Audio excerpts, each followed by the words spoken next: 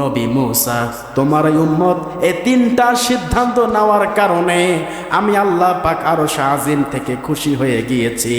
আমি এখনই বৃষ্টি নাজিল করে দিলাম। জোরে জোরে কোন আল্লাহু আকবার।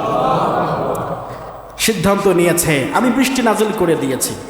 ও নবী মূসা, শুধু বৃষ্টি নাজিল করেছি তা নয়, উলাইকা ইউবাদদিলুল্লাহু সাইয়্যাতিহিম হাসানাত।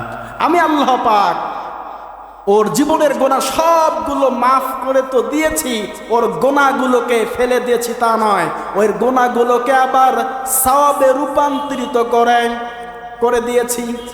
যতগুলো গোনা জীবনে করেছিল ওই গোনাগুলোকে আবার আমি সওয়াবে রূপান্তর করে দিয়েছি। বলি সুবহানাল্লাহ।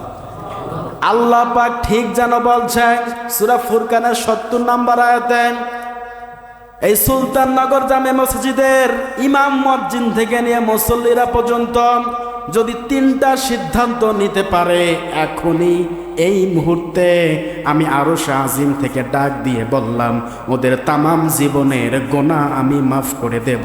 শুধু গোনাগুলো মাফ করে ফেলে দেব তা না, আমি আল্লাহ পাক রব্বুল আলামিন ওর গোনাগুলোকে আবার সওয়াবে পরিবর্তন করে দেব। বলে আল্লাহু আকবার।